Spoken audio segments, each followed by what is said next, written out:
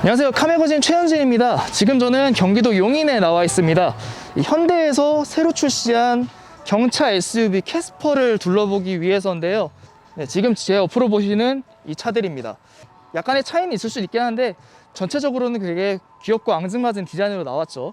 지금까지의 현대차에서는 굉장히 볼 수 없었던 이런 개성적인 디자인의 자동차 캐스퍼를 지금부터 저와 함께 차근차근 둘러보고 또 주행했을 때 느낌은 어떤지 저와 함께 한번 같이 가보시겠습니다.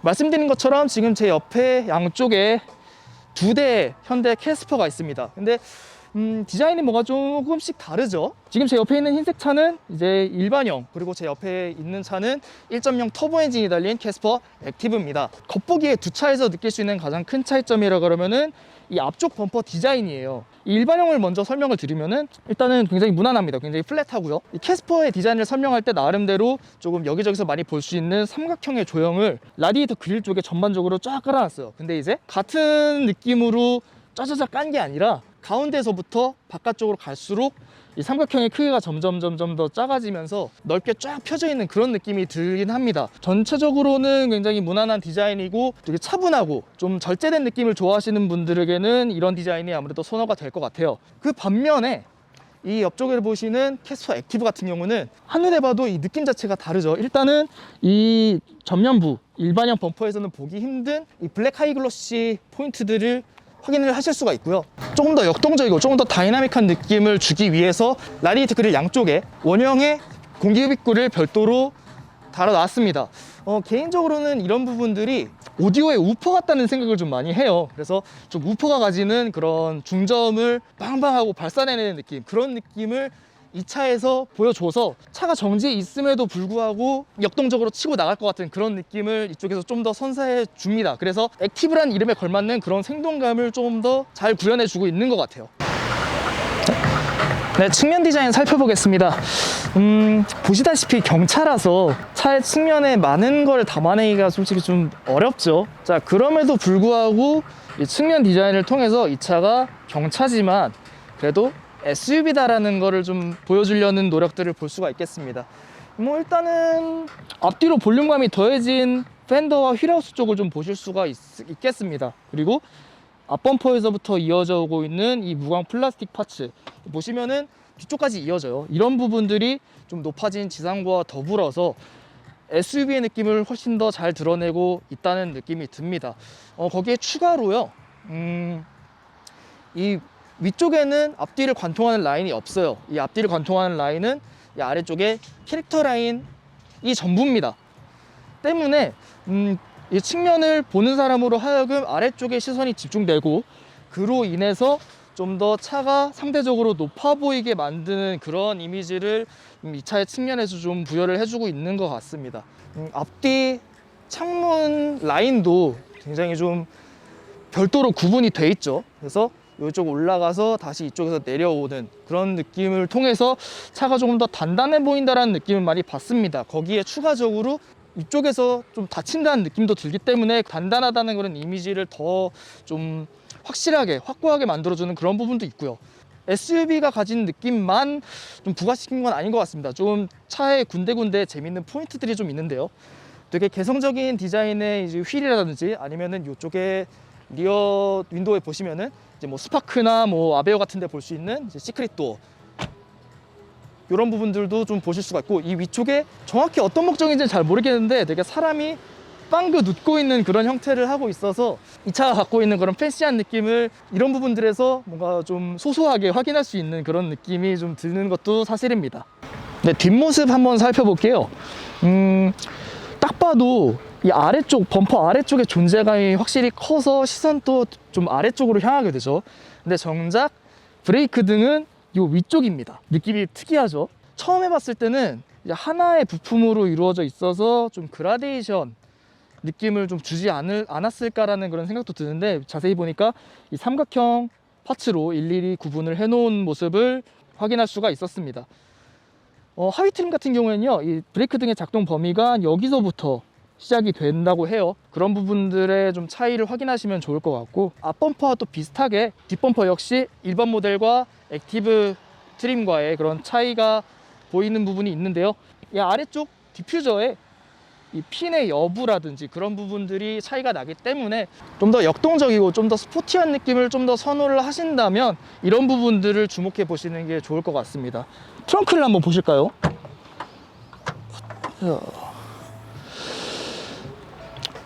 네, 일단은 지금 폴딩 5대5로 폴딩이 되어 있는 모습을 좀 확인하실 수가 있는데, 뒷좌석 등받이를 최대한 펴게 되면은 이 보시는 트렁크 공간 요 앞쪽까지 침범을 하게 됩니다. 그래서 오히려 좀 짐을 싣는다던가 뭐를 뒤쪽에 놓는다거나 하기에는 좀 힘들지 않을까. 그런 부분들에 있어서는 짐을 포기를 할 것이냐 아니면 뒷좌석 공간을 포기를 할 것이냐, 그런 좀 양자택일을 하실 필요는 있다고 생각이 듭니다. 자, 뭐 트렁크 공간에서 보셨을 때의 느낌은 이러한데, 또 실내로 직접 들어갔을 때는 또 느낌이 다를 수도 있으니까 한번 들어가서 뭐 실내 나머지 부분을 좀 살펴보실게요. 네, 실내 1열을 한번 살펴볼게요. 일단은 제일 눈에 띄는 게 이 앞쪽에 보이는 디지털 디스플레이입니다. 보통 클러스터 같은 경우에는 이제 기본적으로 아날로그 클러스터가 들어있고 상위 트림에 디지털 클러스터, 디지털 디스플레이가 들어가는데, 캐스퍼 같은 경우는 이게 전 트림, 전 품목에 기본 적용이 돼 있어요. 그래서 이런 부분들은 굉장히 경차치고는 파격적인 부분이라고 생각이 들고요. 이 옆쪽에 8인치 디스플레이 모니터가 있는데, 이 내비게이션도 이제 뭐 트림 따라서는 선택 품목이긴 한데, 웬만해서는 이 내비게이션 옵션이 들어가는 편이 더 좋은 것 같아요. 이 내비게이션 옵션이 붙느냐 안 붙느냐에 따라서 이제 뭐 공조나 그런 부분들에서도 차이가 나다 보니까 웬만하면은 이 8인치 디스플레이를 적용하는 편이 좋지 않나, 그런 생각이 듭니다. 운전장 중심의 그런 인터페이스를 보이고 있다라는 느낌이 드는 게요. 일단은 좀 전반적으로 실내 이제 뭐 대시보드 아래라든가 여러 가지 좀 다용도를 사용할 수 있게 그렇게 구성한 점이 좀 특징일 수 있겠습니다. 네, Dcut 스티어링 휠을 좀 보실 수가 있는데, 뭐 요즘 아이오닉 5도 그렇고 전체적으로 이 스티어링 휠에서 로고가 빠지는 거를 좀 볼 수가 있는 것 같아요. 그래서 이런 부분들은 기존 차와는 또 다른 이미지를 또 받을 수가 있는 부분이 될 것 같고요. 그리고 여기 손잡이 이쪽도 이제 외관처럼 굉장히 동글동글하게 구성이 되어 있죠. 이 부분 같은 경우에는 이제 하위 트림으로 가면은 이 도어를 이루고 있는 플라스틱과 같은 재질의 손잡이가 적용이 돼요.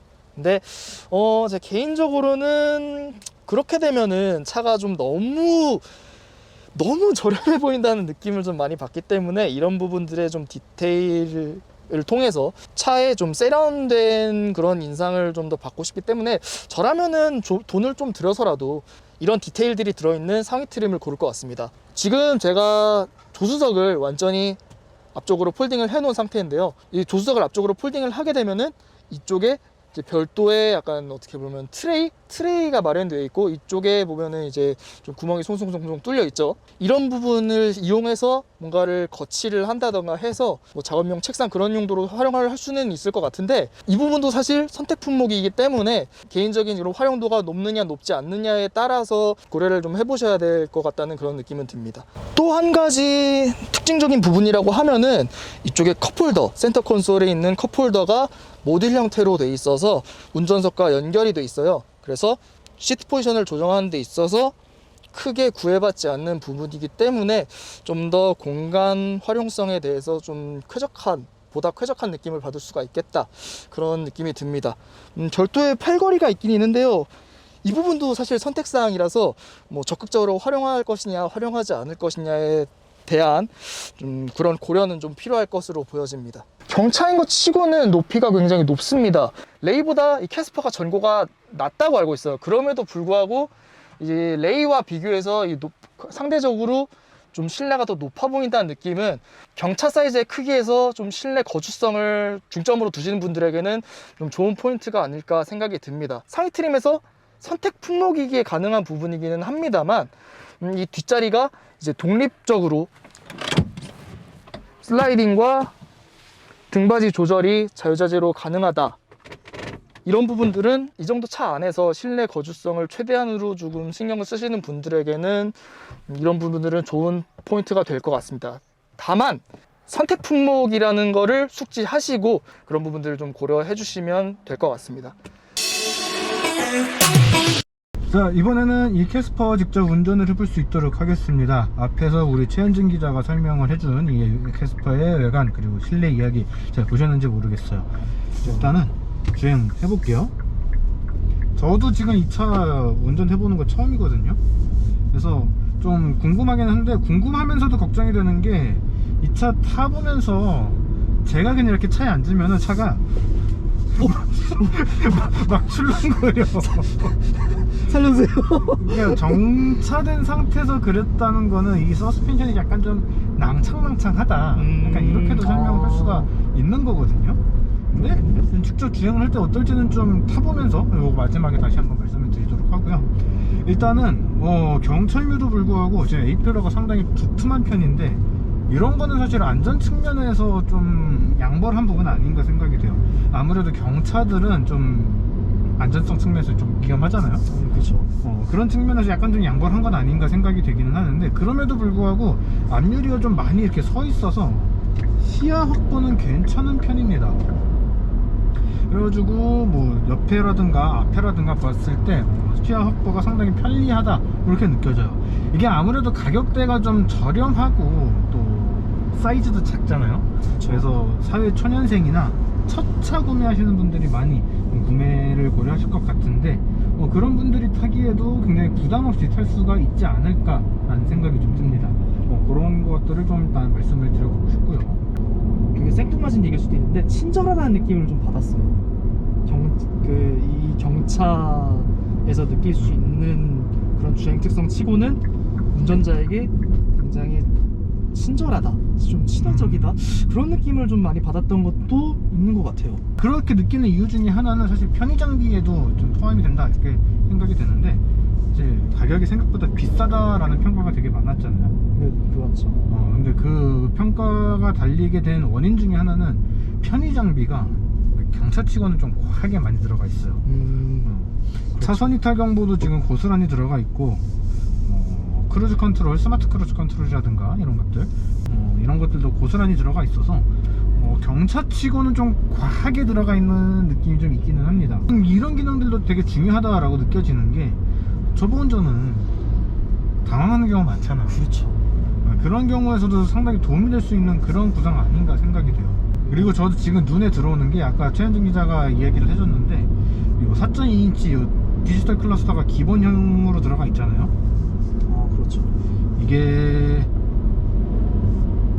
총 3단계예요 화면이 총 3단계로 구성이 되어 있는데, 가운데는 흔히 말하던 몇 인치냐, 2.3인치? 2.3인치 그 디스플레이가 들어가 있는데, 여기는 흑백이고 옆에는 컬러예요. 요거 완전 흑백은 아니야. 완전 흑백은 아닌데, 야, 그게 톤이 다르다는 그런. 그러니까 두 개의 디스플레이를 섞어놨어요. 요거는 좀 재밌는 포인트인 것 같고, RPM 게이지에 따라서 요 테두리가 늘었다 줄었다 맞아요. 그것도 있어요. 네, 그런 것도 있어요. 재밌는 포인트인 것 같아요. 재미를 살려줄 수 있는 깨알 디테일 같은 게 익스테리어도 그렇고 여기저기 많이 달려 있는 것 같아요. 그리고 1.0 터보 엔진이 장착이 되어 있거든요. 이 모닝 터보에 들어간 거와 같은 엔진인데, 발휘하는 성능은 최고 출력은 100마력이고 최대 토크는 한 17.5kg/S를 발휘를 하는 그런 엔진입니다. 지금 약간 좀 와인딩 비슷한 그런 코너에서 좀 밟아봤는데, 사실 밟는다는 의미가 사실 없는 차잖아요. 1.0 터보가 들어갔다고 해도 그쵸. 별 의미가 없는 차인데, 생각보다 지금 좀 재밌게 이게 코너가 막 돌아가가지고 좀 재밌는 느낌을 받았어요. 고작 100마력이라고 하기에는 조금 더 재밌는 그런 구성 아닌가 생각이 됩니다. 그러니까 이 정도 급 차를 생각해보면 의외인 것 같아요. 그쵸. 사실 우리가 너무 많은 기대를 하면 안 되는 게, 그래봤자 경차거든요. SUV라고 설명은 하는데, 이거 타고 오프로드 갈 수 있어요? 본격적인 오프로드는 힘들겠죠, 아무래도. 아니야, 그냥 험로도 못 가. 그런가요? 그래도 이거 트랙션 모드 변경 스위치 있는 거 보면은 시도는 해보라고. 그러니까 이 트랙션 한데. 컨트롤 같은 경우에도 선택 품목으로 들어가는 건데, 그냥 좀 미끄러운 길에서 탈출에 도움이 된다 정도지 이거 믿고 산 들어가면 큰일 나거든. 무늬만 SUV지 사실 그냥 경차, 조금 더 이 높여놓은 경차 이렇게 보는 게 맞을 것 같은데 그럼에도 불구하고 이제 서스펜션에서 올라오는 이런 충격 받아주는 것들이라든가 가속을 할 때의 느낌이라든가 조금 빠르게 코너를 돌 때 이런 느낌들을 보면은 그냥 뭐 약간 좀 비속어를 쓰면 핫바리 경차는 아닌 것 같아요. 뭐 코너를 돌 때 반응도 생각보다는 괜찮은데 이게 약간 좀 한정이 있어요.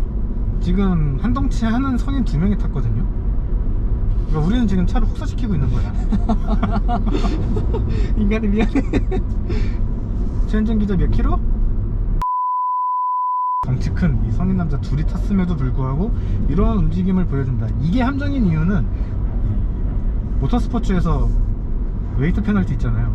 아 그렇죠. 보통 몇 킬로 실어주죠? 우승 한번 하면은 한 20-30km 실어주죠. 우승 한 6번 한 그런 이 웨이트를 지금 싣고 달리는 건데 그렇기 때문에 이게 원래 성향보다 조금 더 탄탄하게 전해질 수는 있습니다. 저희가 느끼는 게 그렇게 느껴질 수는 있는데 그런 것들을 뭐 감안을 한다고 하더라도 일단 서스펜션이 그렇게까지 막 요동을 치거나 그러진 않아요. 저희가 정차 상태에서 막 이랬을 때하고 저희가 지금 일부러 이렇게 할 때하고는 비슷하긴 한데 그냥 주행을 할 때는 그런 느낌은 잘 들지는 않는 것 같아요. 이 이상의 그런 주행 성능이나 그런 걸 내지 못해서 아쉽다라고 하면 사실 경차를 고르면 안 되죠. 그쵸. 사실 경차라는 것의 한계는 분명하기 때문에 그리고 지금 정숙성 측면에서도 생각보다 조용하지 않아요? 되게 조용해요. 막 일부러 막 쥐어짜지 않고 그냥 일반적으로 주행을 하는 그런 상황에서는 이 정도는 충분히 조용하다. 경차치고는 상당히 조용하다. 이렇게 이야기를 할 수 있을 것 같거든요. 고속에서는 약간 좀 지면 소음은 살짝 올라오는 느낌은 좀 있었어요. 근데 그것도 사실 다른 경차와 비교해서는 그렇게까지 귀에와 거슬릴 정도까지는 아닌 것 같다라는 느낌은 받습니다. 모든 차급하고 비교를 하면은 시끄러워. 아 그쵸, 그건 맞죠. 사실 MVH가 부족해. 그거 맞죠. 그거는 그렇죠. 근데 그냥 경차라는 카테고리 안에서만 생각을 해보면은 이거는 수준급이라고 할 수 있을 것 같아요. 저도 이야기하는 게 경차로서 봤을 때는 이건 진짜 재밌는 차다.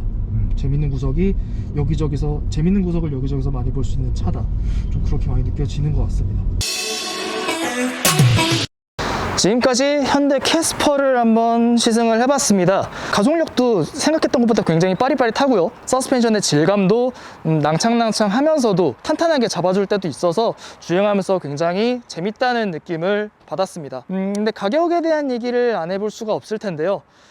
이 캐스퍼가 형성되어 있는 가격대가 1,300만 원대부터 2천만 원대가 조금 넘기는 가격대까지 형성이 되어 있단 말이죠.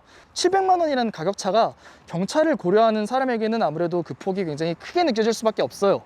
그렇기 때문에 캐스퍼를 고려하시게 되면은 자신에게 필요한 선택 품목이 무엇인지 그런 부분들을 잘 고려하시는 게 굉장히 중요할 거라고 생각됩니다. 그리고 제가 서 있는 이 캐스퍼 하우스라든지 아니면 뭐 카시어링과 연동된 그런 시승 체험도 많이 마련되어 있으니까 캐스퍼 구매를 고려하시는 분들은 반드시 시승을 한번 해보시고 고려해 보셨으면 좋겠습니다. 네, 지금까지 현대 캐스퍼와 함께 했고요. 저희는 다음 시간 다른 영상으로 찾아뵐 수 있도록 하겠습니다. 네, 구독과 좋아요 눌러주시고요. 지금까지 카메라진 최현진 기자였습니다.